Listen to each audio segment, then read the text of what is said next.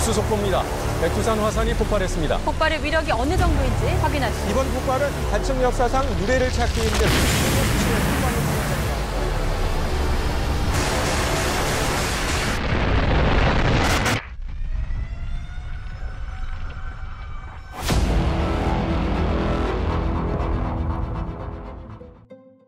가능성은 충분히 있는데 백두산이 지금으로부터 약 1100년 전인 946년 겨울에서 947년으로 넘어가면서 화산 폭발 지수 7 규모로 대분화가 있었거든요. 그런 화산 폭발 지수 7 규모의 대분화는 1000년에 한 번 정도 있습니다. 그래서 이제 그런 것들이 있을 가능성이 있는데 현재 상황을 함부로 이야기는 할 수는 없고 그 이후에 고려시대, 조선시대를 오면서 100년 안에 한두 번은 매년 분화가 있었거든요. 마지막 분화가 1903년에 있었고 1925년에는 아주 소규모의 분화가 있었는데 1903년으로부터 100년이 지금 지난 상태이기 때문에 언젠가는 분화가 있어야 된다 이렇게 보면은 타당할 수가 있죠. 자연현상이 구구단을 외듯이 정확하게 2, 4, 6, 8 이렇게 되는 게 아니고 그 환경에 따라서 다르기 때문에 그런 시점에는 도달해 있다 이렇게 볼 수가 있죠. 백두산이 위험한 화산이라는 인식은 1996년도에 중국에서 있었던 국제지질연맹 총회에서 학술 발표에서 그게 발표가 됐어요. 그 이후에 중국 지진국에서 화산 관측소를 만들고 1999년부터 화산에 대한 모니터링을 시작을 했어요. 위험한 화산인가 그걸 알려고 하면 지하에 마그마 방이 있는가 없는가를 파악을 하는 거거든요. 그래서 이제 중국에서 백두산 지역에 인공 지진을 일으켜가지고 연구를 했는데 백두산 밑에 10km 밑에 거대한 마그마 방이 있을 가능성이 있고 그 밑에 20km에 그보다 좀 아주 작은 마그마 방이 있고 28km 밑에도 있고 그 다음에 34km 밑에도 마그마 방이 있다는 것이 확실시 된다는 지구물리 탐사 자료를 논문으로 공개를 했습니다. 북한하고 영국의 국제 공동 연구에 의해서 재작년에 백두산 지하 5에서 10km 그리고 주변 20km 이내에 그 마그마방의 존재 가능성이 확실하다는 연구 결과를 냈기 때문에 중국 연구진에 의해서 연구한 맨 상층 마그마방의 존재에 대해서는 영국과 북한 학자들이 한 번 더 확인을 해줬고 그 밑에 있는 것을 이제 앞으로 더 추가적인 연구를 하면은 더 구체적으로 명확하게 될 수가 있습니다. 우리 대한민국한테만 폐쇄적이지 자기네들이 필요하면은 일본에도 백두산이 좀 위험한 것 같으니까 도와줄 수 있느냐 이렇게 요청도 하는 것도 알고 있고 또 영국에도 우리가 도와줄 테니까 백두산에 대해서 국제 공동 연구를 좀 하고 싶다.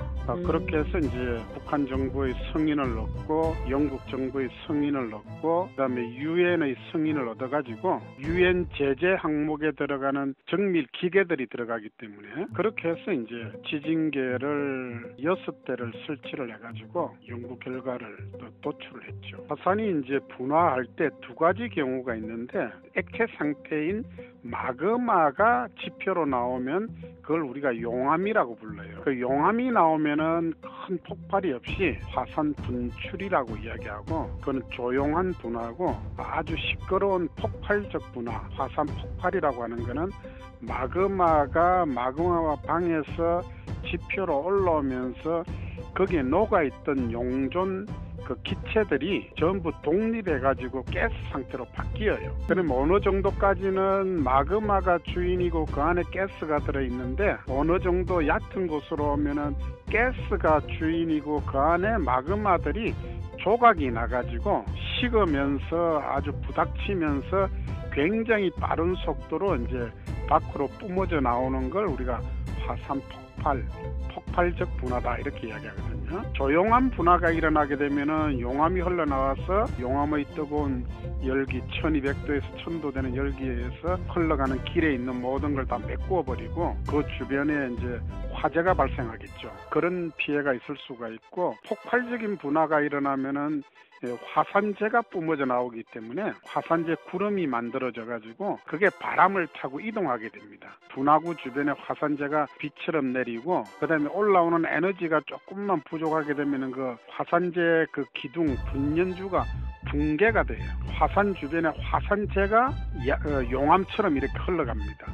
그걸 화쇄류라고 하는데 그 경로상에 있는 대부분의 동식물은 다 소각되어 버린다 이렇게 보시면 되고 흘러갈 때 온도가 700도에서 500도씨 정도고 이동하는 속도가 사면에서는 시속 400km 그 다음에 저지대에서는 시속 100km로 질주하면서 화산재가 이렇게 이동하기 때문에 그 경로상에 있는 것은 뜨거운 열기에 의해서 다 소멸돼 버린다 이렇게 보시면 되고 화산에 의해서 가장 사람에게 많은 인명 피해를 주는 게 화쇄류거든요. 화산재가 또 비가 내리면은 흙탕물 시멘트 반죽처럼 섞여서 골짜기를 따라서 흘러내려가게 되는데 그것 내려가면은 초지라든지 농경지 그다음에 집이라든지 이런 걸 만나면은 이동하는 속도에서 무너뜨리고 그걸 다 매몰시켜 버립니다. 화산 가스가 나와서 질식을 할 수도 있고 이거는 이제 분화구 근처고 분화구에서 아주 100km, 200km 이렇게 멀리 떨어진 장소에는 화산재가 바람을 타고 이동하면서 바람이 이동하는 방향에 화산재가 비처럼 내리게 돼요. 그런 것들이 이제 떨어져서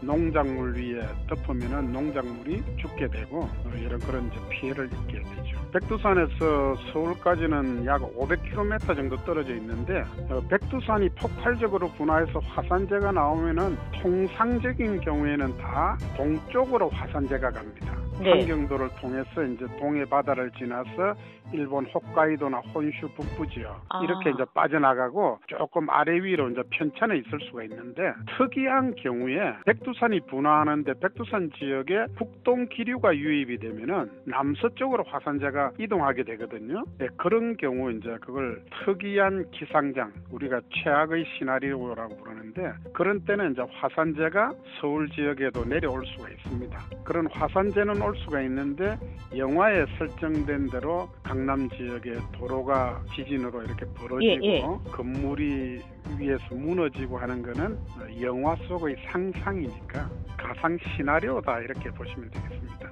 그 대구 정도까지만 피해가 발생 영향이 미친다 이런 대목도 나오는데 부산은 그럼 안전한 건가요? 혹시나 아니요, 거리가 기상장에 따라서 그날 바람의 이동 방향이 어느 방향이고 바람이 얼마나 강한가. 남쪽으로 내려오는 바람이 좀 강하다 그러면 더 강하게 남쪽으로 밀겠죠. 그렇게 되면은 이제 부산도 올 수가 있고 좀 약하면은 저 강원도 쪽에서 태백산맥을 넘지 못하고 동해 쪽으로 빠져나갈 수도 있고 그날 바람장, 기상장, 기압 배치가 어떻게 되느냐 화산이 분화했을 때 양이 얼마나 나왔느냐에 따라서 다 달라집니다.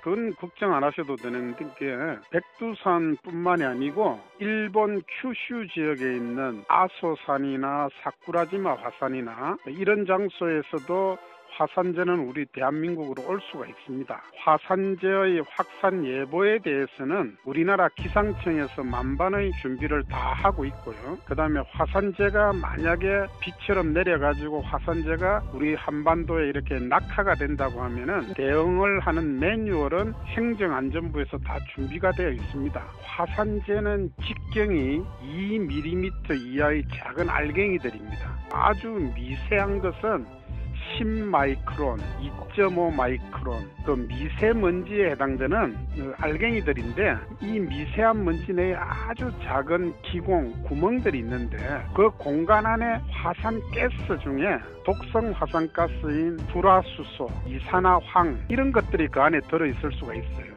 이산화황 SO2가 있으면 거기에 물만 있으면은 H2SO4 황산이 돼버리거든요. 그러니까 황산이나 염산이나 불산이 피부 조직에 접촉을 하게 되면은 피부 조직이 괴사하게 되겠죠. 그와 동시에 화산재는 아주 미세하지만은 외형이 톱니바퀴처럼 굉장히 날카롭습니다.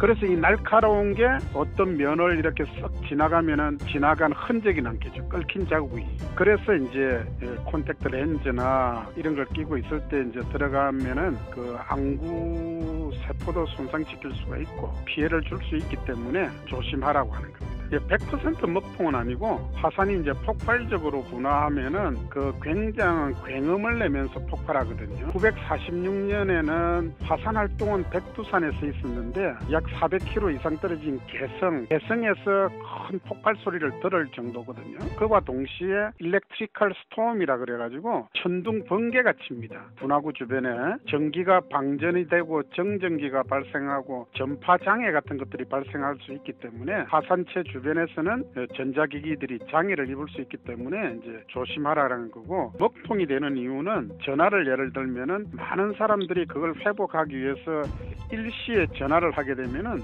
수요 증가로 인해 가지고 그 시스템이 과부하가 발생하면은 그런 것들이 발생할 수가 있고요. 축축한 화산재, 물이 묻어 있는 화산재가 그 전자기기 속으로 유입이 되면은 그런 것들이 발생할 수가 있기 때문에 조심하라는 겁니다. 그런 것들은 안 되죠.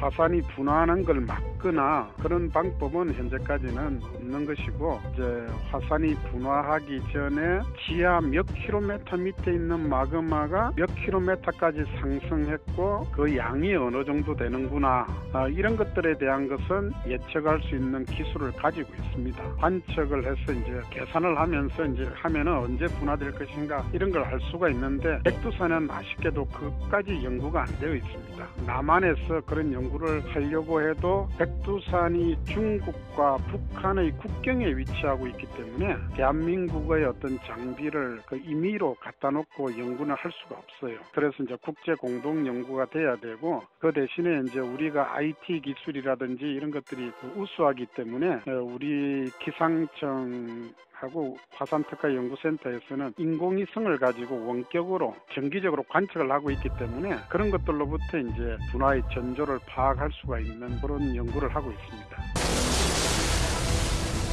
지하에 있는 탄광을 폭발시켜가지고 화산 폭발을 저지한다, 이게 이제 영화 속 내용인데, 그거는 그러면 교수님 학자로 보시기에 현재까지는 가능성이 별로 없는 거네요? 아주 뛰어난 상상력이죠. 탄광을 폭발시켜가지고 에너지를 뽑아내는 쪽으로 더 에너지가 일시에 쏠려버리면은 거기가 화산이 또 될 수도 있거든요. 압력을 가해가지고 딱 못 나오게 막고 있는데, 이제 압력을 약하게 해가지고 그렇게 하는 것은 현실적으로 좀 어렵죠. 영화지 그게 과학 다큐는 아니거든요. 그래서 영화는 영화로 즐겁게 감상하시면 좋겠고, 다만 그 소재가 된 백두산은 언젠가는 분화할 가능성이 있는 한라산이라는 것을 전 국민이 좀 인식을 하시고, 만약에 폭발적으로 분화해서 화산재가 남한으로 온다든지 또는 일본의 큐슈 지역에 있는 화산이 폭발적으로 분화해서 우리 대한민국 쪽으로 온다고 하면은 앞에서 말씀드린 기상청의 화산재 확산 예보, 그다음에 행정안전부의 화산재 대응 매뉴얼, 이런 것들이 다 구비가 되어서 그때는 이제 전 국민들한테 그게 방출이 될 겁니다. 그러면 거기에 따라서 행동하시면 될 것으로 봅니다. 네, 오늘 교수님 어려운 내용인데 차근차근 설명을 잘 해주셔서 이해가 잘 됐습니다, 교수님. 예, 감사합니다.